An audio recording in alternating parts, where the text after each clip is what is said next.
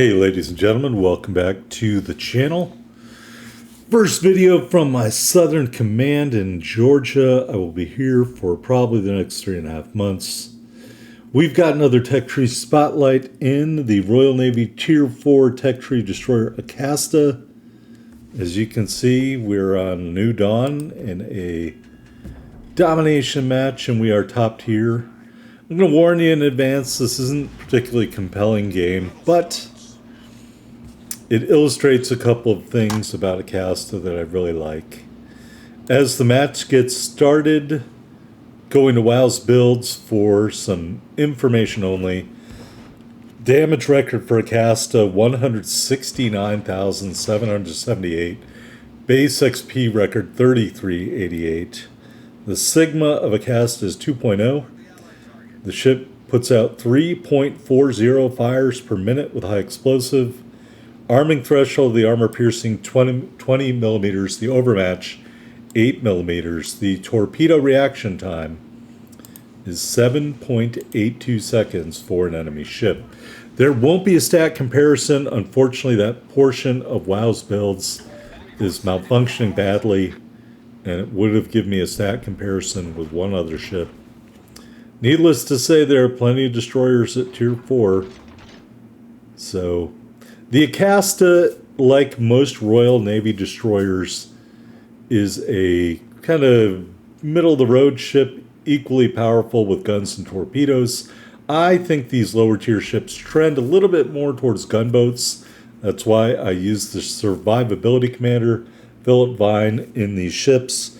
As you know, the Royal Navy doesn't have a true gunboat commander with access to the gunboat skills. So in absence of that, Philip Vine is the commander I choose.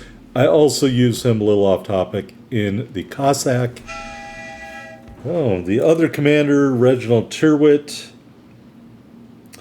I use him to do the higher tier Royal Navy destroyers and also the Gallant. All right, here we're engaging a Tier 3 U.S. destroyer Clemson. We're easily able to dodge his torpedoes. Now, we do not have any detection capability in this ship, but some torpedoes we shot somewhere, probably at the Cavour.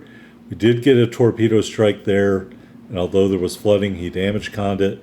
Continuing to push into the smoke, which I think is a valid tactic when you don't have any kind of sonar or radar. So we pushed into the smoke, forcing the Clemson to retreat. And here we're going to see something really odd. I say, yeah, the Royal Navy, pretty accurate guns, especially at range. And you'll see some of these salvos are very accurate and do damage. And then the next salvo, like that one right there, will totally miss, not do any damage. And then that salvo right there, totally accurate, crushed the Clemson. Next salvo, totally whiffed. Next salvo, on target, more hits. Next salvo, totally missed. And so on and so forth. Eventually the Clemson commander, there we got him with some good damage. He's going to give me just enough broadside to finish him off for our first kill. So you definitely want to dominate and push the advantage if you can in these ships. So I push way north on the map, and thankfully we can avoid these torpedoes. Turning back towards the Bravo cap in the Acasta, and I think I will use this moment. I really want to talk about the history of the Acasta, but I also feel I'm going to encounter this other destroyer. So we'll wait. We're going to wait because I think we're going to fight another destroyer here.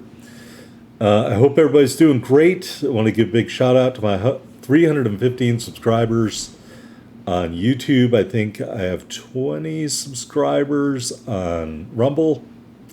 Thank you, everybody. And thank you to everybody who watched my game with Spartan Elite called Two Battleships Wreck. The red team Spartan Elite did come and comment on that game. I don't think it's a game that's going to appear on this channel, however. All right, here's the Jean Wei. Not a lot of health here. As you know, he is firing deep water torpedoes.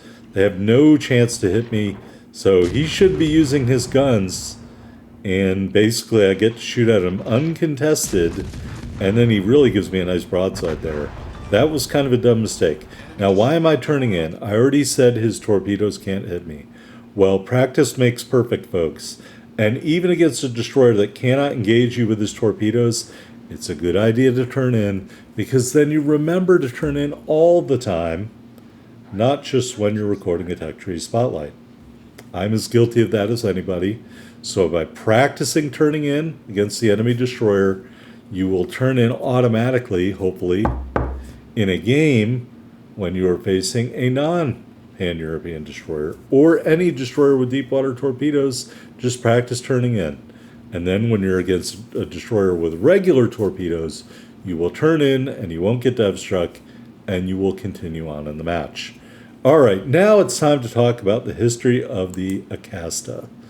All right, per Wikipedia, the Acasta was one of 8 A-class destroyers built for the Royal Navy in the 1920s. It was laid down in 28, launched in 29, almost 1 year later. Commissioned in February of 1930, it was sunk on the 8th of June, 1940. Let's talk about why it was sunk. The Acasta was escorting, along with another destroyer named Ardent, was escorting an aircraft carrier, Glorious. The Glorious was a Courageous class battle cruiser that was turned into an aircraft carrier. It's implying that the Glorious was similar to the Ark Royal, at least from what I'm reading. All right, I'm sorry. The Glorious was half-sister to the Furious, which is a Tech Tree aircraft carrier. Anyway, it was engaged by Scharnhorst and Gneisenau, and the Acasta did get a good torpedo strike on Scharnhorst's hull, flooding and disabling the starboard engine room. But eventually it was reduced to a, quote, blazing wreck, and the crew was ordered to abandon ship. The destroyer sank. Most of the crew died from exposure. 8 officers and 153 ratings were killed in the sinking of Acasta. So if you're looking for a ship to put a memorial flag on, the Acasta is a good choice, especially if you are a Royal Navy enjoyer, because as you know, in this game, those ships, Scharnhorst and Gneisenau, are Tier 6, so you would have to be in a failed division to engage them in a game. All right, we are moving in, speaking of aircraft carriers, on the comms and mullets. I'm going to do something incredibly dumb here, folks, and I'm not afraid to admit when I've done something incredibly dumb. First, let's talk about things I do that are incredibly smart, which is launch all of my torpedoes at the slovenly aircraft carrier just hanging out here, thinking he can do whatever he wants. Oh no, sir, you may not. Now let's talk about dumb shit. All right, here I have a perfect aim with a high explosive. We even got a Citadel hit. And what did I do after aiming perfectly? I adjust my aim to the front of the aircraft carrier where there will be no Citadel. And I continue to do idiotic things because I'm not smart enough to realize I've colossally fucked up. But my torpedoes bail me out. And as you can see, the blue team is well on our way to victory, of which we contributed a small amount. What can I say about the Acasta? It's got good torpedoes, you just saw that. It's got good guns in destroyer versus destroyer gunfights. And at this tier, I would say it is a pretty strong ship. And as again, I recommend Philip Vine as your commander. We'll go over that in the port. Here we are on the victory screen. Devastating strike medal, just 52,595 total damage, an assisted base cap, and 3 big kills for the Acasta. We ended up with 183,557 silver and 3074 ship XP and commander XP in the victory. In a minute, here we'll go the team result. Here we are at the top of the board. 1 medal, 3 big kills, 2049 base XP. You can see we had some other good ships on our team, but clearly we were the most effective ship on either team, leading everyone in kills and leading everyone on our team Everybody else just had 1 kill. All right, let's go back into the port and take a look at the ship.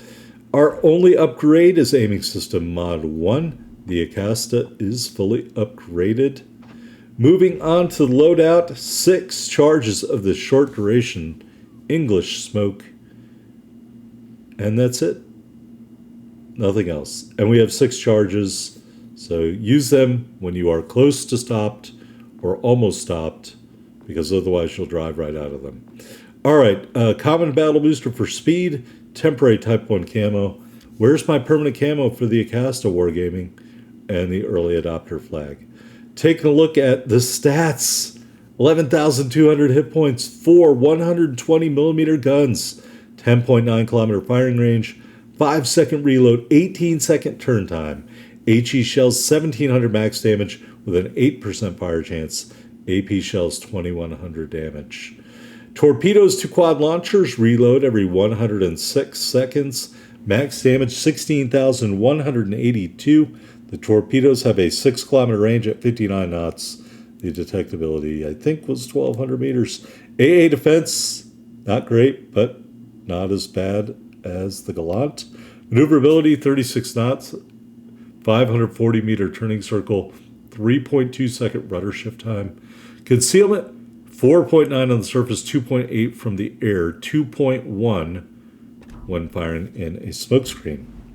All right, here's our commander, fully ranked out Philip Vine. We've got Deng Shichang and Erich Bai.